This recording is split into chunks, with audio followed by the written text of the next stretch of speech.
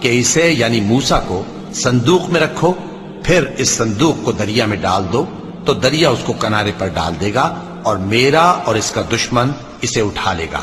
اور موسیٰ، میں نے تم پر اپنی طرف سے محبت ڈال دی اور اس لیے کہ تم میرے سامنے پرورش پاؤ۔ جب تمہاری بہن وہاں فرعون کے ہاں گئی اور کہنے لگی کہ میں تمہیں اس کا پتہ دوں جو اس کو پالے پوسے، تو اس طریق سے ہم نے تم کو تمہاری ماں کے پاس پہنچا دیا تاکہ ان کی آنکھیں ٹھنڈی ہوں اور وہ رنج نہ کریں۔ اور تم نے ایک شخص کو مار ڈالا تھا تو ہم نے تم کو غم سے نجات دی، اور ہم نے تمہاری کئی بار آزمائش کی، پھر تم کئی سال اہل مدین میں ٹھہرے رہے۔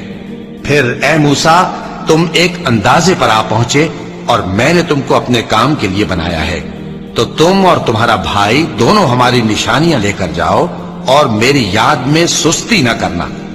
دونوں فرعون کے پاس جاؤ کہ وہ سرکش ہو رہا ہے، اور اس سے نرمی سے بات کرنا، شاید وہ غور کرے یا ڈر جائے۔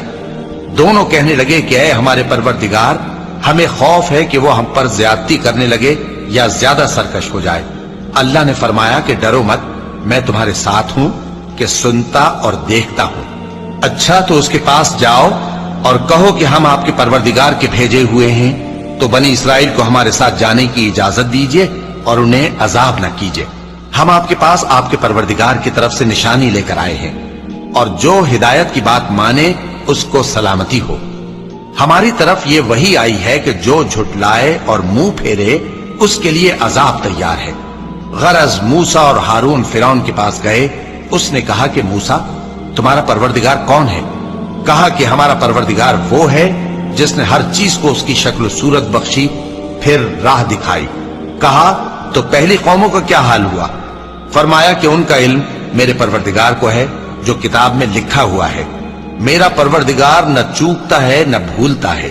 وہ وہی تو ہے جس نے تم لوگوں کے لیے زمین کو فرش بنایا اور اس میں تمہارے لیے رستے بنا دیے اور آسمان سے پانی برسایا، پھر اس سے مختلف نباتات پیدا کی کہ خود بھی کھاؤ اور اپنے مویشیوں کو بھی چراؤ۔ بے شک ان باتوں میں عقل والوں کے لیے بہت سی نشانیاں ہیں۔ اسی زمین سے ہم نے تم کو پیدا کیا اور اسی میں ہم تمہیں لوٹائیں گے اور اسی سے ہم تمہیں دوسری دفعہ نکالیں گے۔ اور ہم نے فرعون کو اپنی سب نشانیاں دکھائیں، مگر وہ تکذیب اور انکار ہی کرتا رہا۔ کہنے لگا کہ موسیٰ، کیا تم ہمارے پاس اس لیے آئے ہو کہ اپنے جادو کے زور سے ہمیں ہمارے ملک سے نکال دو؟ تو ہم بھی تمہارے مقابل ایسا ہی جادو لائیں گے، تو ہمارے اور اپنے درمیان ایک وقت مقرر کر لو کہ نہ تو ہم اس کے خلاف کریں اور نہ تم، اور یہ مقابلہ ایک ہموار میدان میں ہوگا۔ موسیٰ نے کہا کہ آپ کے لیے یوم زینت کا